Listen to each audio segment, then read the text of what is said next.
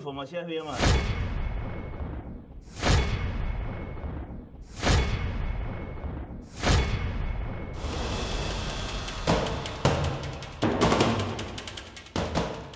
En una operación conjunta entre la policía y las Fuerzas Armadas, en un búnker construido en una vivienda en Manabí, se capturó al delincuente más buscado del país.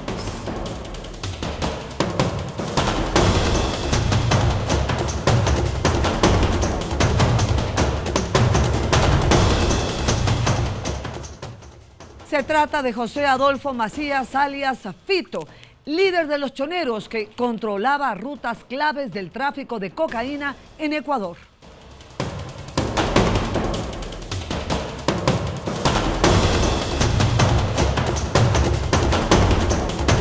Tenemos detalles de su recaptura y el traslado a la cárcel La Roca.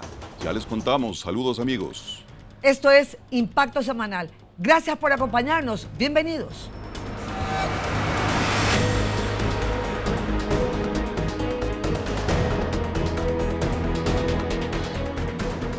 En un video se evidenció la captura de alias Fito, uno de los criminales más buscados del país. El bloque de seguridad lo ubicó en la provincia de Manabí. Veamos. José Adolfo Macías Villamar.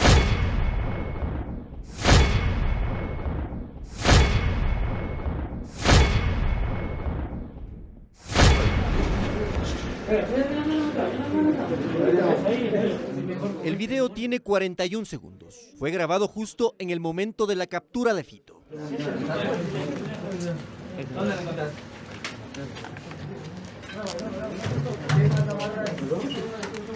Fue Fito quien confirmó su identidad. ¡Habla fuerte! ¡Habla fuerte! José Adolfo Macías Villamar. ¿Cómo? José Adolfo Macías Villamar. Fue ubicado en la provincia de Manabí. Una de las fotos confirma que estaba en una especie de búnker. ¡Ábrele! Eso. Ahí está. Está adentro, dígale que grabe adentro. Que grabe adentro. Acuérdate grabando por dentro, ¿eh? Ya, entonces, Ya está en Ya, video. aquí se ingresa, se graba de aquí y se graba todo esto.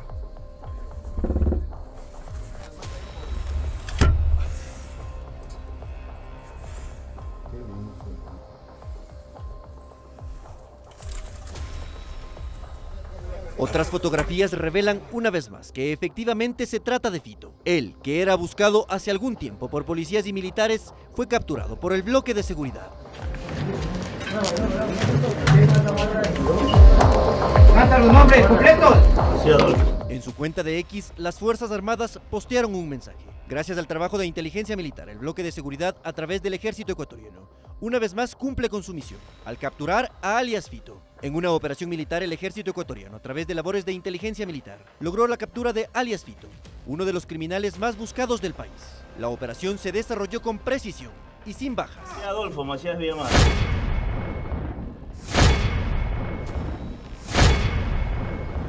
En un video que fue enviado, el ministro de Defensa, Giancarlo Lofredo, ya verificó la captura de Fito.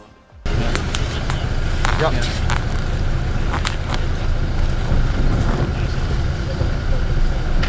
estoy capturado, ministro. No soy como las mías. ¿No es como la pinta? Entonces, Este video ya empezó a dar la vuelta al mundo. Uno de los delincuentes más buscados en Ecuador, por ser líder de una de las organizaciones criminales en el país. Ahora está en manos de las autoridades. Y muchísima atención, los ministros del Interior y de Defensa revelaron nuevos detalles sobre la captura de alias Fito, quien era criminal más buscado del Ecuador. La operación duró 13 horas y se realizó un cerco de 15 cuadras que blindó la operación. Equipos especiales usaron maquinaria pesada para excavar y obligarlo a salir del búnker. En el momento que nos hacen la presentación y podemos ver el lugar y un sobrevuelo que hicimos a la zona, se determinó la necesidad de solicitar maquinaria pesada que se acerque a la zona. Empezamos a buscar ese búnker y no nos íbamos a mover del sitio hasta no dar con él. La clave fue un sembrío irregular. Bajo él, Fito había construido un búnker. Al sentir que el techo iba a colapsar, abrió la escotilla y se rindió. Así lo relataron los ministros del Interior y de Defensa, quienes llegaron al sitio durante el operativo. Llegaron maquinarias excavadoras y en ese momento comenzaron a cavar. Cuando esto sucede, alias Fito entra en pánico, porque si seguíamos, el techo de su búnker se iba a venir abajo. En ese momento abre la escotilla donde ya se encontraba personal militar y policial y sale del hueco en el que se encontraba. Si hubiéramos tenido que esperar órdenes judiciales, pericias fiscales, la operación hubiera tardado mucho más y no hubiera podido tener la agilidad y la precisión que tuvo. La ficha silenciosa en este tablero criminal era Germán Mendoza Vélez. Figuraba como empleado de la Agencia de Tránsito de Manta, pero nunca se presentaba a trabajar. Su verdadero rol era integrar el anillo de seguridad del hombre más buscado del Ecuador. Aquí está el informe reservado de él. Era parte del anillo de seguridad de José Adolfo Macías, alias Fito. Esa información llevó a que el día de ayer, 5 de la mañana, Fuerzas Armadas haga una operación e ingrese al domicilio donde se presumía se encontraba alias Fito. Su rastro, seguido por inteligencia militar, llevó a la casa exacta donde el narcocriminal se escondía bajo tierra. Este es un gobierno que mira directamente a los ojos del crimen organizado. Y es una vergüenza que ciertos actores políticos sigan criticando las leyes o poniendo en duda su eficacia, simplemente para proteger a sus socios. Les molesta que sus aliados estén cayendo. Alias Fito ya está en La Roca, bajo máxima seguridad. La Roca y el sistema y la penitenciaría es una zona de seguridad. Recomiendo a los ecuatorianos no acercarse a La Roca. Las fuerzas del orden tienen la orden de que toda amenaza tiene que ser manejada como tal, como una amenaza. ¿Cómo avanza? ¿En qué momento está exactamente ahora el tema de la extradición? Las autoridades ecuatorianas confirmaron que han cumplido con su parte y ahora el trámite de extradición está en manos del gobierno de Estados Unidos. Y espero que en las próximas horas o máximo días tengamos información al respecto sobre el proceso de extradición. José Adolfo Macías Villamar.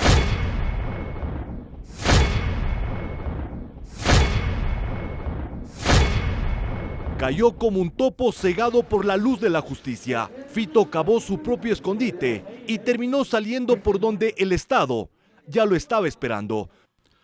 Alias Fito se alzó como el cerebro detrás de los choneros, articulando rutas de cocaína para el cártel de Sinaloa. Le contamos su origen, modus operandi y el poder que llegó a ostentar. Fito era el criminal más buscado del país hasta su recaptura este jueves.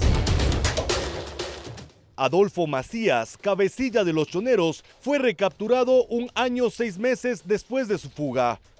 Eran los primeros días de enero de 2024 cuando se confirmaba que desapareció de su celda en la cárcel regional de Guayaquil. Desde entonces, Ecuador enfrentó atentados, secuestros y una declaratoria de conflicto armado interno. Fito lideraba desde prisión a los choneros, una de las bandas más violentas del país. Su fuga puso en evidencia la infiltración del crimen organizado en el sistema penitenciario de aquel entonces. Adolfo Macías fue sentenciado a 34 años de prisión. Enfrenta cargos en Estados Unidos por narcotráfico y lavado de activos, con nexos confirmados con el cartel de Sinaloa. Bajo su mando, las cárceles se transformaron en centros de operación criminal. En su celda, las autoridades hallaron armas, dinero, celulares satelitales e incluso un gimnasio privado. Alias Fito nació en Manabí y construyó un imperio criminal con tentáculos en todo el país. Heredó el mando de los choneros tras el asesinato de José Luis Zambrano, alias Rasquiña, y consolidó alianzas internacionales que ahora se desmoronan de a poco. Y sobre el mismo tema les contaremos a continuación cuáles son los cargos que enfrenta alias Fito en Estados Unidos. La Corte Federal de Brooklyn de Estados Unidos a inicios del 2025 presentó los cargos y argumentos en contra de Adolfo Macías Villamar, más conocido como Fito. Entre los delitos establecidos están conspiración para el suministro internacional de cocaína, uso de armas de fuego para promover el narcotráfico, contrabando de armas de fuego desde los Estados Unidos y conspiración para la compra de armas de fuego a través de testaferros. Fito también es señalado como uno de los principales aliados al cartel de Sinaloa, según las autoridades estadounidenses. Además, es identificado como uno de los principales responsables del envío de cocaína hacia los Estados Unidos desde Ecuador. Además, sostienen que tiene una red de narcotráfico en Colombia y diferentes naciones de Centroamérica. 1 año y 5 meses tomó la captura de alias Fito por parte de las Fuerzas Armadas y la DEA. Adolfo Macías Villamar. Con la tecnología, la policía localiza, detecta, ubica muchos delitos. Uno de esos es el secuestro de 2 mujeres y posterior rescate en la ciudad de Guayaquil. Además, conoceremos la acción efectiva de una mujer policía. Es una perspectiva diferente. Los drones implementados en unidades especiales de la policía son herramientas que deberían ser más utilizadas para mermar hechos delictivos en el país y han funcionado. Alejandro Granda, experto en seguridad, explica cómo esa tecnología permite tener un panorama específico de la zona que se quiere operar. No solo hablemos del policía que está en la zona preventiva, ¿sí? En donde les ayudaría muchísimo toda la tecnología para tener una rastreabilidad de cada uno de los vehículos o de las personas, sino también vámonos al hecho de lo que ahora están haciendo, de los allanamientos, de los operativos, de todas estas cosas. Toda esta tecnología nos permitiría tener información. De hecho, esta tecnología con las aeronaves dio excelentes resultados hace unos días en el norte de Guayaquil, detectando así un taxista en un caso de secuestro a 2 mujeres. Se detectó el vehículo y se apresó a los implicados, frustrando el delito. Nosotros utilizando los medios tecnológicos a través de nuestros drones, el cual luego de un patrullaje y una coordinación con nuestro grupo operativo motorizado, pudimos identificar a este vehículo en el centro de la ciudad. Este es un refuerzo que se aplica en varios países del mundo, implementando la analítica de video, herramientas tecnológicas que ayudan a tener mejores resultados. Con temple y decisión, neutralizó a 2 peligrosos delincuentes que intentaban sembrar el caos en el norte de Quito. No dudó, no retrocedió, actuó con la firmeza quien ha jurado velar por la seguridad ciudadana. Estamos para servir y proteger a la ciudadanía. Actuamos de la mejor manera para así aprender a los 2 ciudadanos que se movilizaban en la motocicleta. Con apenas 3 meses de servicio, Carla López del Grupo de Operaciones Motorizadas del Distrito Eugenio Espejo demostró que el trabajo y la preparación no se miden años. En plena persecución aceleró su moto, tomó la delantera y los detuvo. Minutos antes habían robado un teléfono celular. Los 2 ciudadanos que se movilizaban en la motocicleta no querían detenerla. Y como estamos preparados para estas acciones... Estas son las imágenes de la captura de los sospechosos. La víctima relató que salía de su centro de estudios ubicado en la avenida 12 de octubre, cuando ocurrió el hecho. Ante el rápido accionar policial, recuperó su teléfono celular. Agradezco a la Policía Nacional porque justo bajé y encontré a un oficial y le dije que me habían robado el celular y a pocos minutos ya me dijo que habían recuperado mi celular. La joven de 22 años presentó la denuncia en Fiscalía para las investigaciones en las calles. La ciudadanía respalda el trabajo policial. Y en Santo Domingo la policía interceptó un camión con 1 tonelada de droga y en el cantón Daule el bloque de seguridad decomisó armas, drogas, dinero y un vehículo usado por extorsionadores. Los detalles. Los agentes sabían muy bien por dónde iba a pasar. El conductor del camión que tenía la ruta Lago Agrio-Manabí, en Santo Domingo, interceptaron el vehículo. De placas de Tungurahua, el mismo que se encontraba transportando supuestamente madera. Inmediatamente lo trasladaron hasta el comando de la policía, donde que al revisar el camión, al descargar la madera, como ustedes pueden observar, se logra la ubicación de 34 sacos de yute, unos aproximadamente 1.000 kilos, que al realizar las pruebas P y pH dieron positivo para clorhidrato de cocaína. 2 personas fueron detenidas para investigaciones, los que serían miembros de una organización dedicada al tráfico de droga a gran escala por el volumen de cocaína incautado. Corresponden a los nombres de Jimmy y la señorita Melanie B, de 18 años de edad, los mismos que se encontraban en el interior del vehículo el rato que hicieron detener la marcha en el sector, en la vía Santo Domingo-John. El destino de la droga sería el mercado internacional, donde el precio puede llegar a triplicarse dependiendo del país de destino. Considero que no es para consumo interno, es para fuera del país. El destino no tenemos todavía, las investigaciones lo sabrán determinar. Del 1 de enero al 24 de junio, la Unidad Antinarcóticos de la Policía Nacional ha incautado 94 toneladas de droga entre marihuana y cocaína para tráfico nacional e internacional.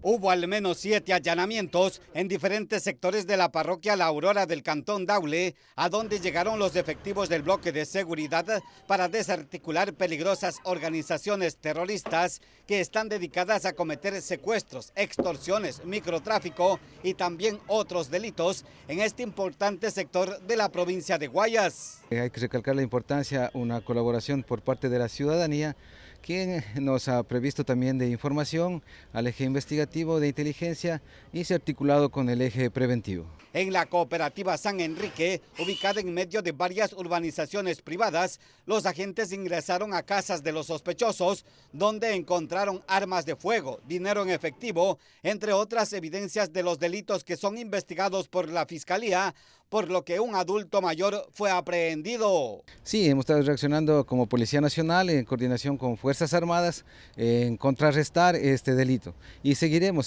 porque en este momento estamos ya en un operativo de contención acá en el sector La Aurora para ser determinado como cuadrante seguro. También encontraron varias fundas de heroína dentro de un carro que se encontraba estacionado fuera de una casa, esto en el casco comercial de la parroquia La Aurora, donde fueron apresadas 3 personas más, entre ellas una mujer. Tenemos la detención de 4 personas, sustancias sujetas a fiscalización, $1.000 en efectivo, 2 armas de fuego y un vehículo que ya dentro de las operaciones básicas de inteligencia presuntamente se encuentra ya dentro de los indicios asociativos a temas de extorsión. El auto retenido por el bloque de seguridad habría sido utilizado para cometer extorsiones en este sector del Cantón Daule, sobre todo contra locales comerciales, hechos que quedaron registrados en cámaras de videovigilancia instaladas en la zona.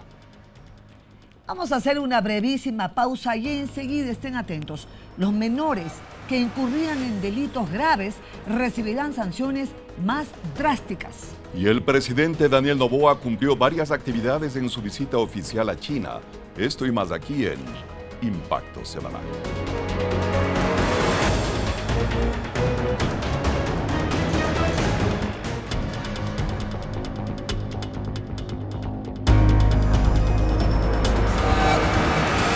La portavoz de Carondelet, Carolina Jaramillo, dio a conocer que el financiamiento para proyectos de energía está garantizado en el Ecuador. Vamos a ver.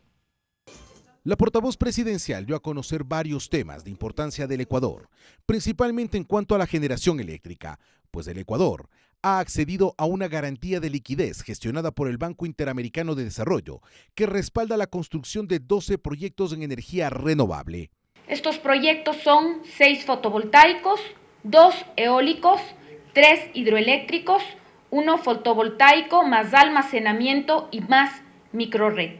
La garantía de $77 millones se enmarca en una línea de crédito condicional de $140 millones que tiene como objetivo reducir el riesgo país y atraer inversión privada de energías renovables no convencionales como la solar y la eólica.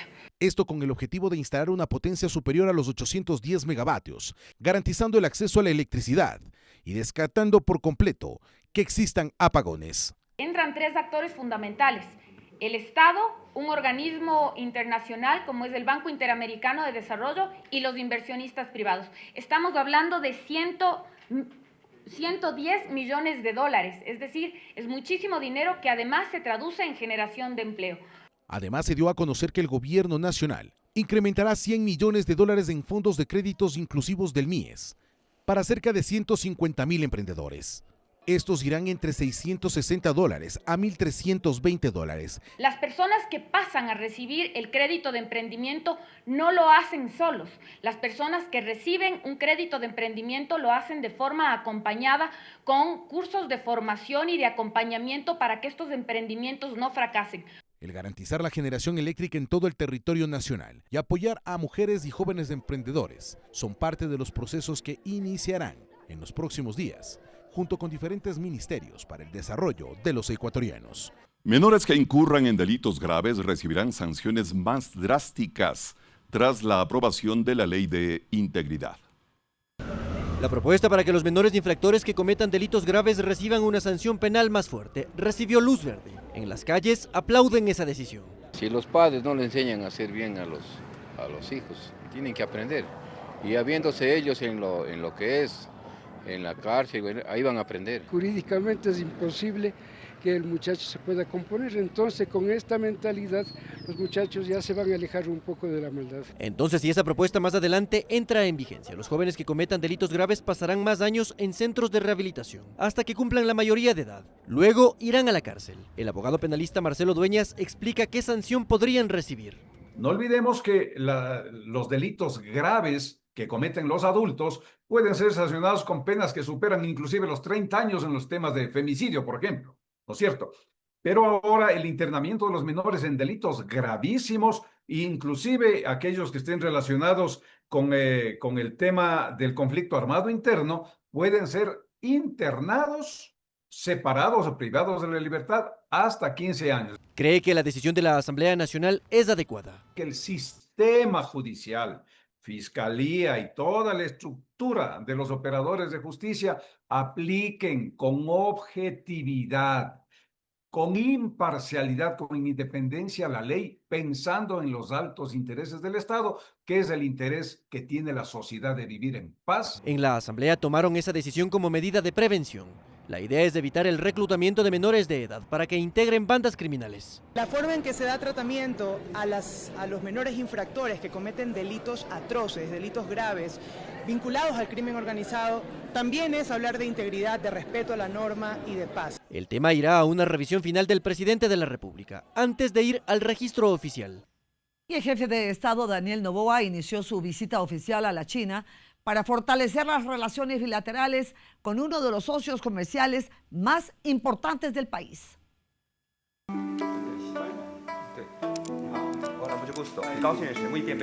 Desde el corazón político de China, el presidente Daniel Noboa sostuvo su primer encuentro oficial con el primer ministro Li Qiang. La cita fue en el Gran Palacio del Pueblo y marcó el inicio de la agenda oficial del mandatario ecuatoriano en Asia. Un socio comercial también que genera mucha actividad económica en el Ecuador. También para el pueblo ecuatoriano es importante mantener esta buena relación de amistad, de comercio. La delegación ecuatoriana abordó con sus homólogos chinos proyectos estratégicos en infraestructura y energía, así como la necesidad de facilitar el ingreso de productos no tradicionales ecuatorianos al mercado asiático. El objetivo: más comercio, más inversión y más empleo.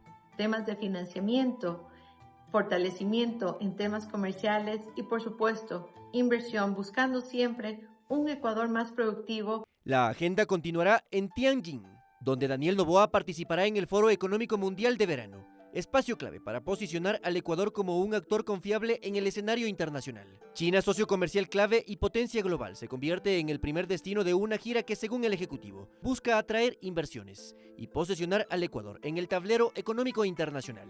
Desde uno de los escenarios más influyentes del mundo, el presidente Daniel Noboa expuso los pilares del desarrollo económico del Ecuador en el Foro de Verano de Davos, esto es, en China. Desde Tianjin, China, el presidente Daniel Noboa presentó ante líderes globales la hoja de ruta del Ecuador hacia el desarrollo. Lo hizo en el marco del Foro Económico Mundial de Verano, donde participaron empresarios y expertos en crecimiento sostenible. Noboa destacó el crecimiento de la oferta exportable del país, con productos como el cacao, los camarones y los arándanos, impulsados por pequeñas y medianas empresas. Las empresas pequeñas están comprendiendo lo que se necesita para ser competitivas. Ahora mismo en Ecuador hay un momento de transformación. Todos estos productos brindarán oportunidades a los jóvenes ecuatorianos y les aportará valor agregado. Los precios son atractivos y están en aumento. Subrayó además la necesidad de atraer inversiones en sectores como energía, minería responsable y tecnología, señalando a la inteligencia artificial como herramienta para modernizar la producción. Tenemos una plataforma digital que comenzará en el último trimestre de 2026 para atraer inversionistas y talento. Está ubicada en la zona cercana a Cuenca, con disponibilidad de electricidad y agua. Es ideal para centros de datos e ideal para cualquier desarrollo tecnológico.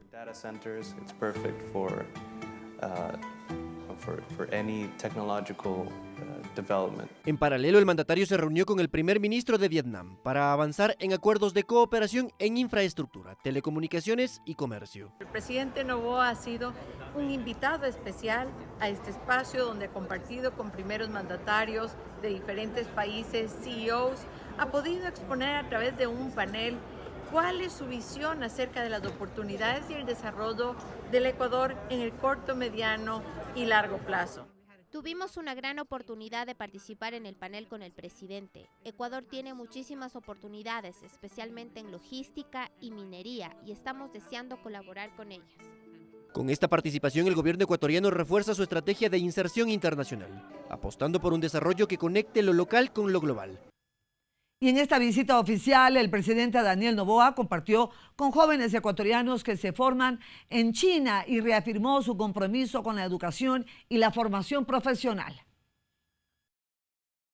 En un encuentro en Beijing, el presidente Daniel Noboa afirmó que el desarrollo del Ecuador dependerá de qué tan rápido se genere oportunidades reales para la juventud de entre 14 y 34 años, que representa el 40% de la población nacional. Seguimos dando oportunidades con educación online, con también becas en escuelas técnicas, becas a mujeres.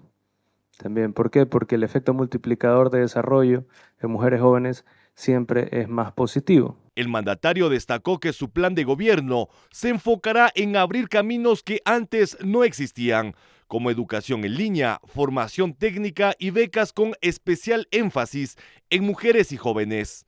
Para que ese conocimiento y esa nueva visión nos ayude a transformar el país. Durante su intervención en China, el presidente reveló que se han entregado 160,000 becas en su administración. 120,000 han sido para mujeres, incluyendo 6,000 destinadas a madres solteras, como parte de una política enfocada en la inclusión y equidad. La mayoría de los ecuatorianos que vivimos en China somos estudiantes, ya sea en cursos de idioma chino o en diferentes carreras profesionales de pregrado, maestría o doctorado.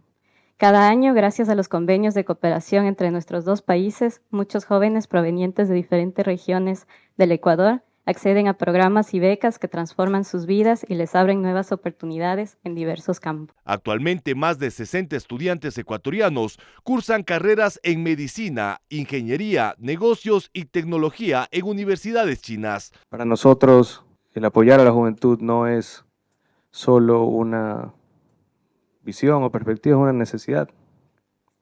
Y tenemos que verlo como una necesidad.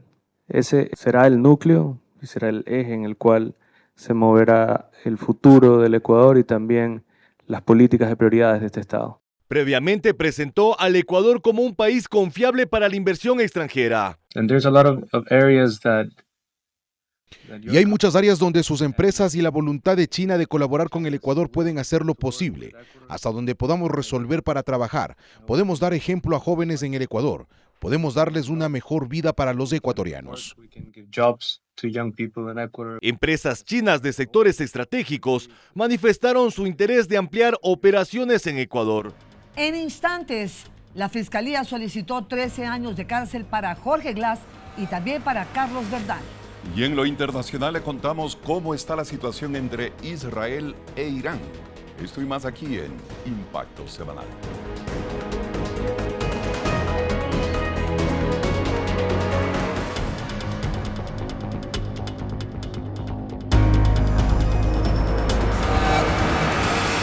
Atención amigos, la Fiscalía solicitó 13 años de cárcel para Jorge Glass y Carlos Bernal como presuntos responsables de peculado en el caso Reconstrucción de Manabí. En el cierre del proceso judicial por la reconstrucción de Manabí, la Fiscalía General del Estado pidió que a Jorge Glass y a Carlos Bernal se les dictamine la pena máxima por presunto peculado. Esto quiere decir 13 años de reclusión y así también el pago de una reparación integral de $225 millones. Hoy el pueblo ecuatoriano confía en la justicia del Ecuador, confía en la Corte Nacional de Justicia, en la Sala Penal, en sus jueces, confía en la Fiscalía General del Estado, a que quienes estuvieron al frente del Comité de la Reconstrucción y mal manejaron los fondos de la reconstrucción tengan que responder por sus malas actuaciones. El tribunal a cargo de este proceso suspendió la diligencia y se retiró a deliberar y analizar los cargos y descargos presentados durante el juicio. La defensa de Glass y de Bernal señalan que las obras que se realizaron en la reconstrucción de Manabí permitieron reactivación económica, pero esto se contrapone al análisis ejecutado por peritos, que señalaron en el juicio que las obras a las cuales fueron destinados los recursos en la reconstrucción de Manabí no fueron concluidas y que algunas incluso estaban abandonadas. Estaban obligados por la ley a cuidar esos recursos, a que vayan a cumplir el fin específico que manifiesta el artículo 2 de la Ley de Solidaridad, que habla que los recursos que generaría la Ley de Solidaridad y Corresponsabilidad Ciudadana era para reconstruir y construir las zonas afectadas por el terremoto. En ningún momento la ley dice que tenían que ir a buscar construir obras que no fueron afectadas. Si bien la defensa de Carlos Bernal señaló que su cliente no se encuentra prófugo de la justicia, pero de confirmarse que es responsable del delito de peculado, su situación podría cambiar. Mi cliente se encuentra en los Estados Unidos, reside ahí desde el año 2018. Tomemos en cuenta que este proceso se abrió posterior al 2018, por lo que no se podría considerar, como mucho se ha afirmado, de que se encuentra prófugo. Él reside muchos años antes en este país. El próximo 30 de junio a las 9 de la mañana en la Corte Nacional de Justicia, el tribunal presidido por la jueza Mercedes Caicedo definirá si Jorge Glass y Carlos Bernal son o no responsables del delito de peculado. De ser hallados culpables, podrían enfrentar una pena de 13 años de cárcel en un centro de rehabilitación del país. Daniel Salcedo podría dar información relevante en relación al asesinato de Fernando Villavicencio. Salcedo actualmente mantiene un acuerdo de cooperación eficaz con la Fiscalía. El pasado 23 de junio, Daniel Salcedo fue trasladado bajo un estricto protocolo de seguridad hacia la cárcel de Riobamba en la provincia de Chimborazo. Según su abogado defensor, esto se debe a medidas de protección para su cliente, pues ha sido amenazado y su vida podría correr peligro. Así es, existe incomodidad de varios actores, de varias personas, incluso de algunos investigados. Y estos actos no solo se han llevado en contra de mi patrocinado, no solo se ha tratado de atentar contra la vida de él o de su hermano, sino además también se ha buscado de una u otra manera insistir, atacar, amenazar a este profesional del derecho por estar cumpliendo con mi labor. ¿Usted será puesto a órdenes de esta Recordemos que Salcedo firmó un acuerdo de cooperación eficaz con la Fiscalía para entregar información no solamente en el caso Metástasis y Purga, sino también en otras investigaciones que se llevan en curso y que por lo cual ha comparecido ante las autoridades de justicia. Una de ellas, la referente a la identificación de los autores intelectuales del asesinato de Fernando Villavicencio. Sí, efectivamente las autoridades tienen conocimientos, se están llevando ciertos procedimientos en relación al ciudadano Daniel Salcedo, como lo he dicho, en varias investigaciones en donde él tendrá que aportar con esta información y validar lo que se ha dicho. pero justamente por ese mismo motivo es que se está precautelando la seguridad de él. La familia de Fernando Villavicencio espera que la información que Daniel Salcedo pueda aportar a esa investigación sea importante y así poder de una vez y por todas conocer quiénes son los responsables del crimen del ex candidato presidencial. Yo esperaría que se lleven a cabo todos los debidos procesos para que la investigación tenga menos atropellos. Ya van a ser 2 años de venir recibiendo atropello sobre atropello, tanto en las investigaciones como fuera también. Daniel Salcedo, hoy por hoy, vuelve a estar en el ojo de la opinión pública por la información que podría proporcionar a las autoridades de justicia por diferentes causas que se encuentran en investigación y que por lo cual hoy se encuentra bajo un estricto control de seguridad para protegerlo. Los primeros avances de las investigaciones determinan que alias Fede salió de la penitenciaría del Litoral en un traslado irregular de reos. Veamos las imágenes. Tras la fuga de Rolando Federico Gómez Quinde, alias Fede, cabecilla del grupo de delincuencia organizada Las Águilas, 22 personas cumplen prisión preventiva y están siendo procesadas. Se trata de 19 miembros de las Fuerzas Armadas que ejecutaron un operativo en el pabellón 12, ala 4 de la penitenciaría, poco tiempo antes del escape. 2 funcionarios del Servicio Nacional de Atención Integral a Personas Adultas Privadas de Libertad de SNAI que estaban de turno, y un privado de libertad que supuestamente tenía conocimiento del plan, según consta en un tuit publicado por la Fiscalía. Ellos estarían involucrados en la fuga de alias Fede. Pero recuerda el exfiscal provincial del Guayas, Antonio Gagliardo, que la investigación de este caso apenas ha iniciado. Cuando se dicta prisión preventiva, se dice que está comprobado conforme a derecho una infracción, en este caso una evasión, y que a quienes se les dicta la prisión hay indicios en ese momento procesal de que serían cómplices o autores de ese delito. Pero insisto, el hecho que se dicte una prisión preventiva no significa per se que ya son culpables, no debe ser una pena anticipada. Por lo que incluso las acciones administrativas en contra de los aprehendidos tendrían que esperar. Una vez que sean llamados a juicio o haya sentencia, los destituyen. A veces destituyen a las personas y después resultan que son inocentes y tienen que reintegrarlo. De lo que se conoce hasta ahora, alias Fede salió caminando del penal, vistiendo un uniforme militar que le habría facilitado uno de los custodios que tenía por tratarse de un objetivo de alto valor. Lo hizo en medio de un traslado irregular de privados de libertad presuntamente organizado por militares y ejecutado por una guía penitenciaria. Primero lo habrían llevado al policlínico de la cárcel haciéndolo pasar por otro reo y luego lo habrían dejado escapar. Para el excomandante general de la policía y exministro del Interior, Patricio Carrillo, esto es una muestra más de que los GDO manejan su propia red de corrupción en la esfera pública. Y cuando hablamos de corrupción, sin duda nos referimos a que debe haber grandes cantidades de dinero involucradas para que tantos actores se hayan prestado a este evento. La lección que esto deja Cota radica en la urgente necesidad de depurar también el sistema penitenciario. En otros países la reforma ha pasado por crear una gendarmería, una especie entre milicia y una policía para que cumpla con esta función. Acá nosotros los agentes penitenciarios no tenemos una adecuada preparación, no nos garantizan absolutamente nada. En 2021, Verónica Narcisa Briones Zambrano, pareja sentimental de José Adolfo Macías Villamar alias Fito, pasó una semana dentro de la cárcel regional de Guayaquil, visitando al cabecilla de los choneros. Ingresó al penal vestida de guía penitenciaria, también con ayuda de una agente carcelaria.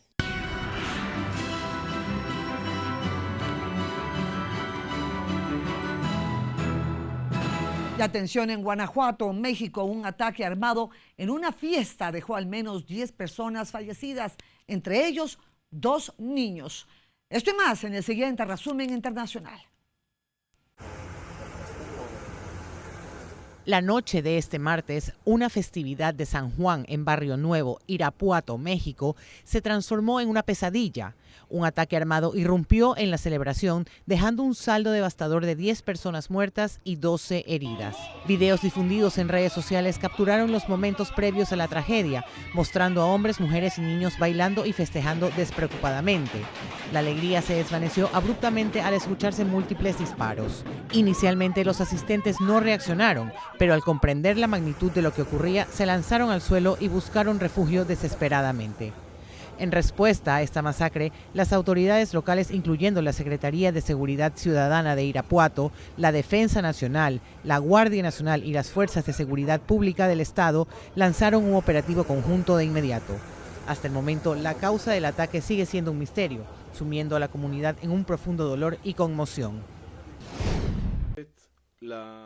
Este martes, apenas horas después de que el presidente de Estados Unidos anunciara un alto al fuego, Israel e Irán se acusaron mutuamente de violar la tregua.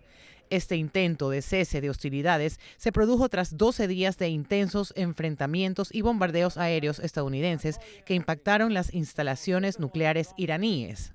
El presidente estadounidense Donald Trump también culpó a ambas naciones y especialmente a Israel de incumplir el acuerdo, a pesar de su declaración de que el alto al fuego ya está en vigor. Israel fue el primero en anunciar su aceptación de la propuesta de alto al fuego estadounidense, declarando que se habían logrado todos los objetivos de la guerra. Según su objetivo declarado, buscaba neutralizar el programa nuclear iraní, asegurando haber obligado a su enemigo a poner fin unilateralmente al conflicto. Teherán, que niega estas acusaciones y defiende su derecho a un programa nuclear civil, respondió con andanadas de misiles y drones hacia territorio israelí.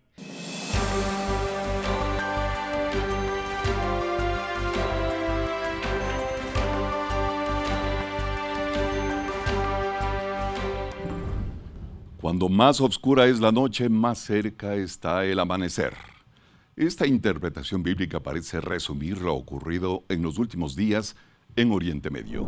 Y es que luego del bombardeo de Estados Unidos a las 3 instalaciones nucleares de Irán, Fordo, Natanz e Isfahán, en la operación Martillo de Medianoche, el mundo mantuvo el aliento ante la posibilidad de una respuesta iraní que podría incluir las bases norteamericanas aledañas, escalando aún más el conflicto en la zona.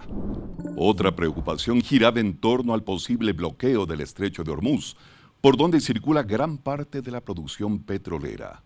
El Parlamento iraní había aprobado una resolución en ese sentido. Esto, por suerte, no ocurrió. Finalmente, el lunes de esta semana, Irán lanzó un ataque limitado a una base militar de los Estados Unidos en Qatar, sin mayores consecuencias.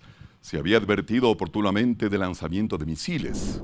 En este contexto, el presidente Trump, en forma sorpresiva, anunció un acuerdo de alto el fuego.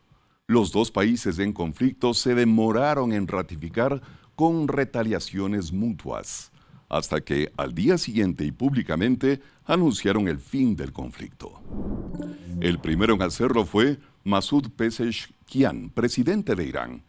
Tras una heroica resistencia de la nación, asistimos al fin de esta guerra de 12 días impuesta por Israel, manifestó. Mientras que Benjamín Netanyahu, primer ministro israelí, afirmaba que se habían cumplido los dos propósitos que motivaron el inicio de las hostilidades, con una victoria histórica sobre Irán, aniquilar el proyecto nuclear y la destrucción de los almacenes y lanzaderas de misiles balísticos, acotó.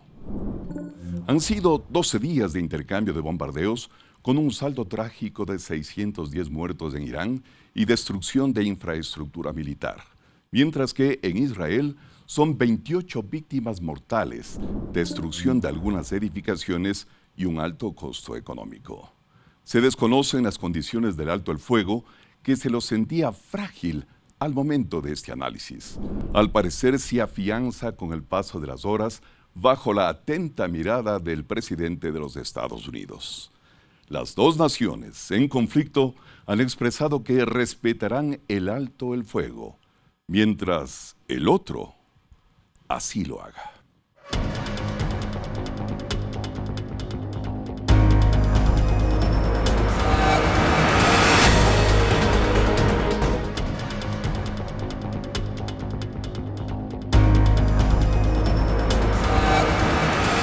Y en otras noticias, Petroecuador desvinculó a 70 funcionarios que ostentaban sueldos dorados. Tenemos los detalles. Son 70 los servidores de Petroecuador, cuyas remuneraciones sobrepasaban hasta en un 100% el valor establecido para sus cargos. Los mismos que fueron desvinculados tras un análisis técnico, logrando un ahorro anual estimado en $1.71 millones a la petrolera estatal ecuatoriana. Aquí existían sueldos exorbitantes. Por ejemplo, un coordinador de seguridad y ambiente. Su sueldo según la tabla debía ser de $2.470, pero actualmente su remuneración era de $5.441. Así también un coordinador de riesgos. Según la tabla su sueldo debía ser $2.470, pero en realidad era de $5.756. También hay que hacer una auditoría respecto de lo que significa el funcionamiento administrativo de estas entidades, porque es cierto que existen problemas de carácter económico, pero allí hay gentes, individuos, personas y sujetos que han provocado esta situación. El dinero ahorrado con las 70 desvinculaciones no afectaría a la operatividad de la petrolera estatal ecuatoriana. Las funciones serán asumidas con personal de perfiles equivalentes, conforme al manual orgánico vigente, así lo ha dado a conocer las autoridades. Otro de los ejemplos que fue revelado en este proceso es que un técnico líder de laboratorio de control, según la tabla, era de $1.815, pero recibía una remuneración mensual que superaba los $3.723. La medida se enmarca en la agenda anticorrupción de eficiencia del gobierno del presidente Daniel Noboa, que el pasado 2 de junio ordenó auditorías financieras y forenses a varias empresas públicas. Ecuador, SELEC y CENEL. Estas 3 empresas públicas serán auditadas por 3 de las 4 empresas auditoras más prestigiosas a nivel mundial. Estas auditorías pueden incluir auditorías financieras, auditorías forenses y revalorización de activos. Las autoridades han señalado que se acabaron los sueldos dorados en Petroecuador, poniendo fin a distorsiones salariales y personal sobrevalorado que generó un perjuicio no solamente a la petrolera ecuatoriana, sino a todo el país. Este jueves se llevó a cabo la segunda reunión del Consejo Nacional de Trabajos y Salarios para analizar la reforma de la jubilación patronal en el Ecuador. El Consejo de Trabajo y Salarios prevé entregar hasta el 2 de octubre de este año una propuesta para cambiar la jubilación patronal. El Ministerio del Trabajo también impulsa un censo de informales y refuerza las inspecciones para exigir afiliación al IES. Estas fueron parte de las resoluciones de la reunión convocada por el Consejo Nacional de Trabajos y Salarios, ejecutada este jueves 26 de julio. Es hora de ir cumpliendo la ley para poder reclamar entonces derechos y cumplir con las obligaciones que a todos nos corresponden. La ministra del Trabajo, Ivonne Núñez, anunció que el Consejo Nacional del Trabajo y Salarios prevé tener lista una propuesta de cambio al actual sistema de jubilación patronal en el Ecuador hasta el 2 de octubre, para luego entregarla a la Asamblea Nacional como parte de una reforma al Código del Trabajo. De aquellas personas que teniendo una relación de trabajo por largo tiempo no gozan del requisito de la afiliación al Instituto Ecuatoriano de Seguridad Social. La discusión formal arrancará el 2 de julio y tendrá como base el análisis técnico y aportes actuariales presentados por el IES, aunque se trata de esquemas distintos. La jubilación del IES se sustenta en cotizaciones al sistema de seguridad social, mientras que la jubilación patronal corre por cuenta de los empleadores cuando el trabajador ha cumplido 25 años en la misma empresa. Tenemos que ya entrar a analizar con profundidad, con seriedad, en bien tanto de los empleadores como de los trabajadores, porque por las dos vías se pierde. Entonces de ahí la importancia por el bien de tanto del empleador como el trabajador, que de una vez por todas se resuelva esta situación con prontitud, con seriedad y responsabilidad. La primera sesión del Consejo se celebró el pasado 29 de abril. Durante esa primera reunión se aprobó por unanimidad la creación de mesas técnicas con participación del Estado, empleadores, trabajadores y el IES. Estas mesas trabajarán durante 90 días para generar insumos técnicos y jurídicos que fundamenten una reforma consensuada. Ha sido una semana de alto impacto en las noticias, amigos, como siempre, agradecidos con su sintonía. Un fuerte abrazo. Les esperamos como siempre todos los sábados a las 13 y a las 20 horas aquí en Impacto Semanal. Buena suerte, amigos.